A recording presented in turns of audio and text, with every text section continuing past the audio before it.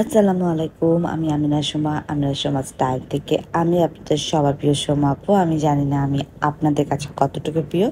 তারপরও সবসময় বলি আমি আপনাদের সবার প্রিয়। তো welcome to my new daily blog. তো সকালবেলা ঘুম থেকে উঠেই হচ্ছে অ্যাজ ইউজুয়াল আমি হচ্ছে বেডটাকে গুছাই। কারণ এখন হচ্ছে দুধ দিয়ে নাস্তা বানাতে যাইতে হয় না। কারণ হচ্ছে এখন তো আর রোজার মাস। তারপরও মুমির যেহেতু রোজা রাখতেছে না, ওকে মেডিসিন নিতে হচ্ছে, ওর অনেক অসুস্থ। তো ওকে একটু নাস্তা দিচ্ছি। তারপর হচ্ছে আমি অনেক কাপড় ধুয়েছিলাম গতকালকে। আমার হেল্পিং হ্যান্ড আপা উনি আসতেছে না 1 তারিখ থেকে। আমি বাসার সব কাজ করতেছি, মানে কাপড় ধোয়া, ঘর মোছা, সব কিছু করার নেই। আমি আসলে ঘর না মুছে থাকতে পারি না। তো এই যে শুকায় গেছে যেগুলো, সেগুলো বারান্দা থেকে নিয়ে আসতেছি। আর এই যেখানে আমার জাজিমটা ভিজে গেছিলো, এটা নিয়ে আমি অনেক ভ্যাসেলে আছি। আল্লাহ জানে এটা নিয়ে আমি কী করবো। মানে আমার ওরকম মানুষ নাই যে ছাদে নিয়ে যাব, শুকায় আবার নিয়ে আসবো। তো এইভাবেই হচ্ছে কষ্ট করতেছি, বারান্দায় হাফ হাফ করে শুকাচ্ছি।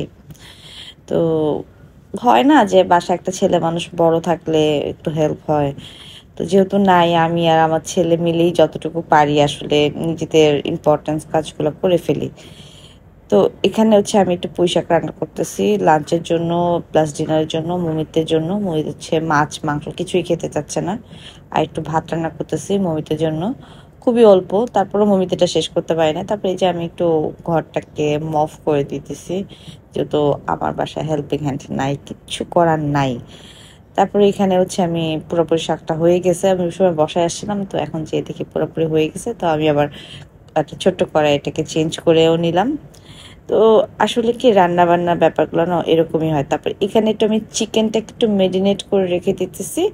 সো এটা হচ্ছে সন্ধ্যায় ইফতারে হচ্ছে একটু ফ্রাই করবো। এখানে মমিত নামাজ পড়ে নিচ্ছে, আমিও আগে পড়ছি।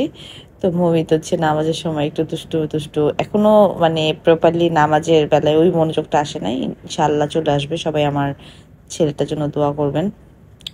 তো এমনিতে মমিত নামাজ, কোরআন শরীফ সবই পড়ে আলহামদুলিল্লাহ।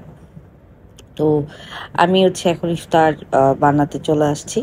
তো আসলে রোজার মাসে হচ্ছে এই বেসিক কাজগুলাই থাকে। আজকে বেসিক ইফতারে বানাইছি কি বলে এটাকে, বেগুনি, তারপরে হচ্ছে ছোলা, ছোলা না সরি ছোলা বানাই নাই, পেঁয়াজু, মানে মুখস্থ হয়ে গেছে আসলে ছোলা মুড়ি এগুলো বলা, কিন্তু আজকে ছোলা বানাই নাই। আজকে হচ্ছে পেঁয়াজু, বেগুনি আর হচ্ছে চিকেন। কারণ আমি অতিরিক্ত বানাই না, একদমই মানে খাওয়া শেষ হয় না, ওয়েস্ট হয়।